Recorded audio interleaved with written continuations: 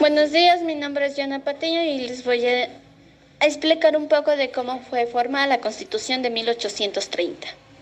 El Ecuador inició su república cuando los primeros movimientos estuvieron a cargo de los criollos en 1809 contra el dominio español en el año de 1930 específicamente. El 13 de mayo de 1830, el Departamento de Ecuador emite una acta firmada por la asambleísta de notables de Quito, sucedido a retirarse de la Gran Colombia, pues el estado formado era un estado independiente y tomó como el nombre la República del Ecuador. El gran general Juan José Flores fue nombrado como jefe de gobierno, siendo el presidente ecuatoriano de origen venezolano.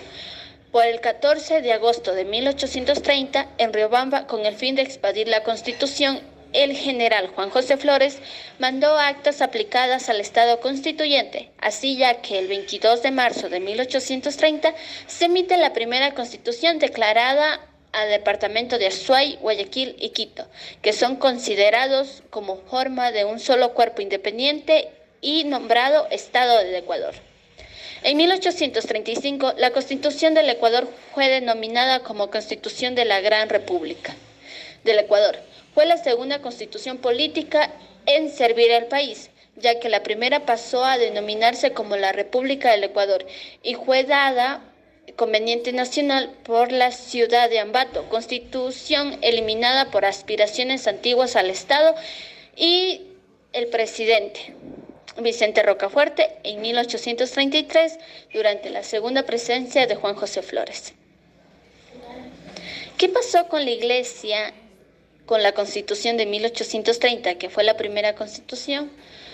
Pues la Iglesia, dada la Constitución de 1830, tuvo que participar y hacer de ella una Constitución unida, ya que a la Iglesia le convenía que la Constitución ya antes mencionada, la Iglesia se encargaba prácticamente de las leyes y las ideas ideológicas que tenían ambos pueblos en sí, es decir, el ámbito de sierra, costa y oriente. Ella se encargaba de la esclavitud de 1830 con la tercera Carta Magna, que fue del presidente Rocafuerte, que fue en 1830, no se tomó en cuenta la Iglesia, y la Iglesia se sintió muy adversa y lo denominó Vicente Rocafuerte a no volver a participar más en las constituciones ni a crear una, y se apoyó a la muerte de los demás. Pero en toda esta constitución, ¿qué pasó? Que es lo interesante de esta Constitución, es de que los artículos que convenía la Constitución solo venían redactados para los que eran de origen ecuatoriano. Se podría decir prácticamente que la Constitución solo servía en sí para ciertos rangos de edades, que deberías tener de 21 años para elegir el voto, que tenías que tener cierto rango de capital, dinero, socios, o simplemente tener casas, viviendas en cual te ayudara a formar parte de esa constitución. Pero continuamos, tenemos una constitución que fue muy política, que fue la de 1843, que fue la Carta a la Esclavitud, que fue hecha por el presidente Rocafuerte. La Constitución del Ecuador en 1843 fue denominada como la Constitución Política del Ecuador, más conocida también como la Carta de la Esclavitud. Fue la tercera Carta Magna que quedó en toda la República del Ecuador. Fue redactada por conveniencia en 1843 en la ciudad de Quito, bajo el segundo gobierno de Juan José Flores, constituyendo la Carta de 1835, redactada por el presidente Vicente Rocafuerte, que duró 2 años hasta la Revolución Marxista.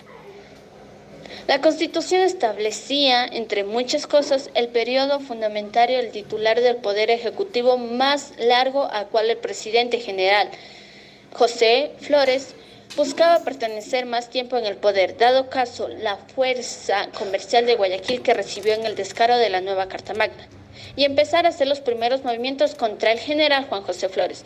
Por el 6 de marzo de 1845 se inició la Revolución Marxista, lo cual incluyó la derrota del general Juan José Flores, y progresaron a la promulgación de la Constitución de 1845.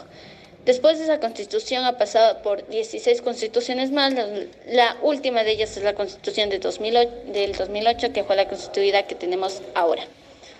Lo que nos podemos dar cuenta es de que muchas personas se han sacrificado por el Ecuador, dado que sea un país independiente, y han formado una constitución que hay que cumplirla. Cada quien, presidente, ha formado una constitución dependiendo de las normas que tiene que cumplir el país. Muchas gracias.